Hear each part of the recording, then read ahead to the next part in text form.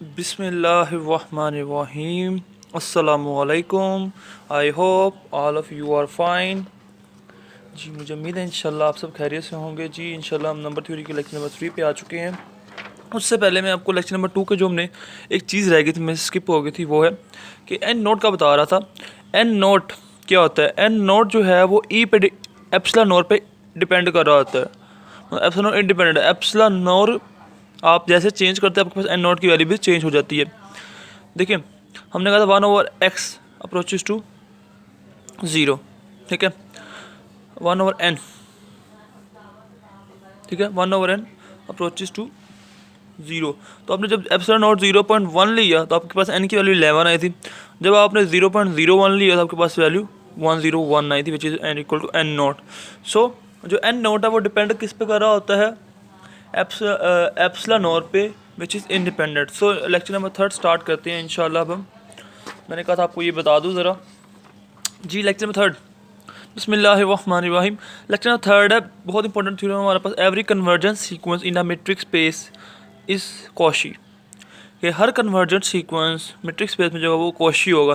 ये 2012 और 2019 में पंजाब यूनिवर्सिटी में आ चुका है। जी तो अब हम इसका प्रूफ स्टार्ट करते हैं। तो पहले हम कन्वर्जेंट सीक्वेंस देखते हैं, कॉशी सीक्वेंस देखिए होता क्या है, ठीक है। ये मैंने कन्वर्जेंट सीक्वेंस कॉशी सीक्वेंस लिखा। कन्वर्जेंट सीक्वेंस क्या होता है कि आपके पास एक एक्स मैट्रिक्स स्पेस है, एक्स एन सीक्वेंस है। एक्स एन अगर एक्स को अप्रोच कर रहा है और ये एक्स जो है इसी से बिलोंग करेगा, तो फिर क्या होगा कि आपको हर पॉजिटिव एप्सिलॉन के लिए एक ऐसा एन नॉट मिलेगा जिसमें आपका ये डिस्टेंस कम होगा एप्सिलॉन नॉट से, जब आप एन को एन नॉट के इक्वल और ग्रेटर लेंगे। ये कन्वर्जेंट सीक्वेंस हो। कॉची सीक्वेंस क्या होता है कि एक्स जी आपके पास मैट्रिक्स स्पेस है, एक्स एन सीक्वेंस है। फॉर एनी एप्सिलॉन और पॉजिटिव रियल नंबर से बिलोंग कर और पॉजिटिव, तो आपको एक एन नॉट मिलेगा जब आपकी दोनों टर्म्स एन नॉट और एन एक्स एन मतलब आपस में जो टर्म्स है वो आपस में एक दूसरे के करीब हो जाए, नियर हो जाए, ठीक है। N N M approaches to infinity, मतलब बहुत ज़्यादा बड़ी तादाद में जब एन और एम बहुत ज़्यादा हो चुकी है तब आपके पास वो नंबर जो डिस्टेंस हो वो हर पॉजिटिव नंबर से कम हो, तो वो आपको एन और एम ऐसे नंबर मिलेंगे, ठीक है। जब आपके एन नॉट, जब आप इससे बड़े एन नॉट या इससे बड़े वैल्यू नंबर पुट करेंगे तो आपको ये इनक्वालिटी होल्ड करेगी, ठीक है। और ये बहुत ज़्यादा लार्ज नंबर पे होता है, ठीक है, कॉची सीक्वेंस। अब इसका प्रूफ कर लेते हैं। प्रूफ में सबसे पहले हम यहाँ क्या करेंगे, कन्वर्जेंट सीक्वेंस को यूज़ करते हुए कॉची सीक्वेंस की तो इंशाल्लाह प्रूफ कर लेंगे। बहुत आसान है। लेट एक्स कॉमा, सबसे पहले एक सीक्वेंस ले लिया, एक मैट्रिक्स स्पेस ले लिया। Let X comma D be a metric space and X N be a convergent sequence in X. Convergent sequence है, ठीक है। सो आज सपोज कर लेते हैं कि वो किसको कन्वर्ज कर रही है, एक्स को कन्वर्ज करिए जो कि एक्स से ही बिलोंग करता है।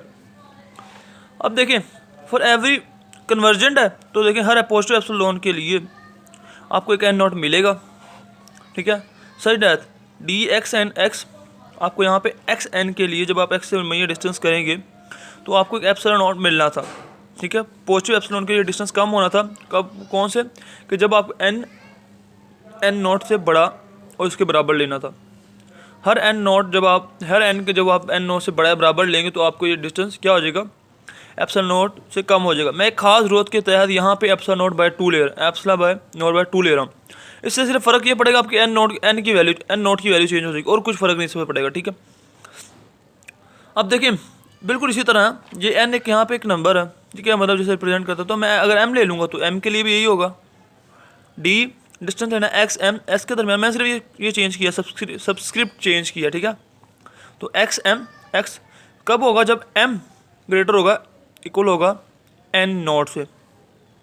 किससे ग्रेटर होगा, एम एन नॉट से होगा, और ये डिस्टेंस हमेशा क्या होगा, एप्सिलॉन नॉट बाय 2 से कम होगा। यहाँ मैंने एप्सिलॉन नॉट बाय 2 क्यों लिया, एक खास जरूरत के तहत। अब इंशाल्लाह आप देखेंगे आगे आपको प्रूफ में ईजी हो जाएगा। उसको मैंने 1 कह दिया, 2 कह दिया।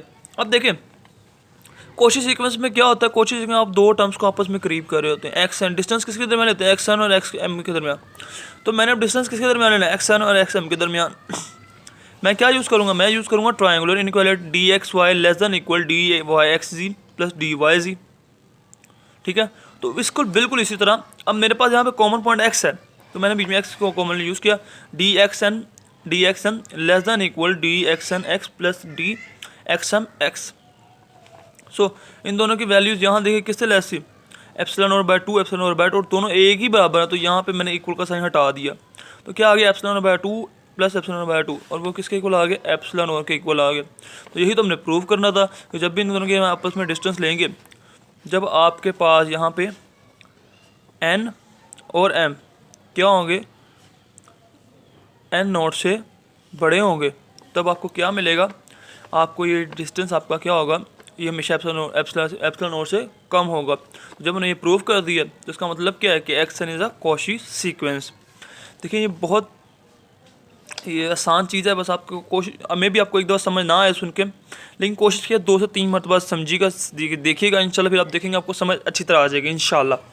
ना समझ है तो सेकंड वीडियो की डिस्क्रिप्शन में मेरा नंबर है, उसमें आप व्हाट्सअप मुझे समझ सकते हैं, कॉल करके पूछ सकते हैं, मैं इंशाल्लाह आपको फिर व्हाट्सअप पे समझा दूंगा अगर कोई आपने प्रॉब्लम हुई तो, ठीक है जी। अब हम आगे एक एग्जांपल कर लेते हैं, क्योंकि ऐसी सीक्वेंस हो, कोई ऐसा सीक्वेंस हो जो कोशी तो हो कन्वर्जेंट ना हो, ठीक है, कोशी तो हो कन्वर्जेंट ना हो। पहले हम ऐसा सीक्वेंस देखते हैं जो कन्वर्जेंट भी है और कोशी भी है, जो हम पढ़ चुके हैं, ठीक है। हमने एक मैट्रिक्स स्पेस ले ली है, और रियल नंबर की मैट्रिक्स स्पेस ले ली आर डी, और उस पर जो हमने मैट्रिक लिया वो यूजुअल मैट्रिक ले ली x माइनस वाई, और उसमें हमने एक सीक्वेंस डिफाइन कर दिया 1/n, और इसके बाद हमने उसकी सीक्वेंस को लिख दिया है। अब हम क्या कर रहे हैं, हमने ये कहा था कि एक्स एन 0 को कन्वर्ज करिए, हमने प्रूव भी किया था फर्स्ट वीडियो में, ठीक है। तो X N is a convergent sequence, और आप देखेंगे कि जब आप आगे काफ़ी नंबर तक जाएंगे, जब आप 10,000 या 10,001 या 20,000 या लाख टर्म्स पे जाएंगे, तो आप देखेंगे जो डिफरेंस होगा वो बहुत छोटा हो रहा होगा, ठीक है।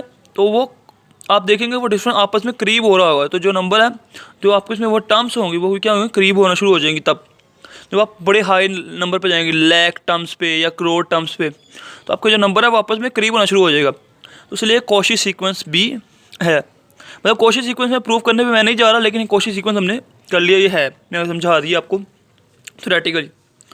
अब आपने ये बताना है कि जो मैट्रिक्स स्पेस का सबसेट होता है, मैट्रिक्स स्पेस का सबसेट होता है, क्या वो मैट्रिक्स स्पेस होता है, क्या मैट्रिक्स स्पेस का सबसेट मैट्रिक्स स्पेस होता है? यस, बिल्कुल होता है, ठीक है। किस मैट्रिक के तहत होता है? मैट्रिक्स स्पेस तो हो गया, लेकिन किस मैट्रिक के किस मैट्रिक के सब रिस्पेक्ट के लिहाज से, जिस मैट्रिक का वो सबसेट है, जिस मैट्रिक स्पेस का वो सबसेट है, उस मैट्रिक के लिहाज से वो क्या होगा, मैट्रिक होगा। मतलब जो सुपर सेट है, सुपर सेट्स भी यहाँ पे कह सकते हैं, मतलब जो उसके सुपर सेट में होगा, जो उसका सुपर सेट है, जिसका या वो सबसेट है, जिसमें वो मैट्रिक है ना, उसी में उसका सबसेट भी मैट्रिक होगा, सही है। अब देखिए हमने यहाँ से एक सबसेट ले लिया रियल नंबर का, 0 ओपन इंटरवल और 1 क्लोज्ड है, ठीक है, ये रियल नंबर का एक सबसेट है। अब देखिए ये एक मैट्रिक स्पेस है, ये एक मैट्रिक स्पेस है, प्रूफ करने पे नहीं जा रहा, लेकिन हम इसको मान रहे हैं ये मैट्रिक स्पेस है, क्योंकि प्रूफ करेंगे तो वो ज़्यादा सी लंबी हो जाएगी, ये आप इटसेल्फ भी प्रूफ कर सकते हैं, सही है। ये मैट्रिक स्पेस है, हमने इसी के रिस्पेक्ट एक सीक्वेंस ले लिया 1/n, लेकिन क्योंकि मैं इसका लिया था ना, मैंने इसका इस रियल नंबर का मैंने एक सबसेट लिया, और वो मैट्रिक स्पेस है, जैसे कि हमने, और किसके रिस्पेक्ट होगा, इसी मैट्रिक के रिस्पेक्ट होगा। तो मैंने एक यहाँ पे सीक्वेंस डिफाइन किया, वही वाला 1, 1/2, 1/3, 1/4 एंड सो ऑन चलता जा रहा है। अब देखिए आप देख रहे हैं कि ये जो sequence X N is a sequence, ये सीक्वेंस किसके दरमियान है, 0 और 1 के दरमियान है, ये जो आपका सीक्वेंस आ रहा है 0 और 1 के दरमियान में है। अब ये कॉची भी है, क्योंकि आप देखेंगे जब आप टर्म्स बढ़ाते जाएंगे, करोड़, जब आप करोड़ टर्म्स पे 10 करोड़ टर्म्स पे आप जाएंगे, तो या लाख टर्म पे ही चले जाएँ या 1000 टर्म पे चले जाएँ, आप देखेंगे जो टर्म्स आपस में करीब होना शुरू हो जाएंगी, जैसे बिल्कुल ऊपर की तरफ, तो ये क्या हो जाएगा, कॉची हो जाएगा, ठीक है। तो ये जो है, ये जो आपका सीक्वेंस है, ये कॉची भी है इन 0 1, 0 पे ओपन 1 पे क्लोज इंटरवल, ठीक है। अब क्योंकि हमें पता है कि एक्स एन है वो 1/n को अप्रोच कर रहा है, 0 को, एक्स एन किसे अप्रोच कर रहा है, 0 को वो अप्रोच कर रहा है। अब देखें मतलब एक्स एन है वो कन्वर्ट कर रहा है 0 को, इसके रिस्पेक्ट 0 1 के रिस्पेक्ट से, लेकिन आप ये देखें कि इसमें इस इंटरवल में 0 तो है ही नहीं, इस इंटरवल में 0 तो है ही नहीं। इसका मतलब क्या है, हमने तो कहा था, अगर आपको याद हो, जो भी कन्वर्जन जिस नंबर को भी कन्वर्ट कर रहा होगा वो उसमें मौजूद होना लाजमी है, लेकिन यहाँ पे तो है ही नहीं। तो इसका मतलब क्या है कि 1/n कन्वर्जेंट सीक्वेंस नहीं है।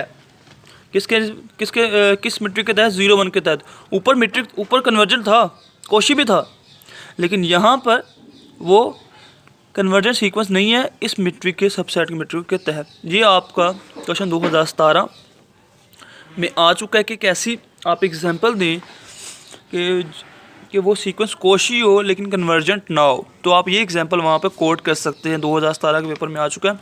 सो जो इसका इन्वर्स है, मे और मे नॉट भी पॉसिबल, मतलब ज़्यादातर वो पॉसिबल नहीं भी होता और कभी भी पॉसिबल हो भी जाता है। तो ये हमारा व्यूअर्स लेक्चर नंबर 3 था, जो इंशाल्लाह हमने ये यहाँ पे मुकम्मल कर लिया। इंशाल्लाह लेक्चर नंबर 4 में मुलाकात होगी। जज़ाकल्लाह, अस्सलामु अलैकुम।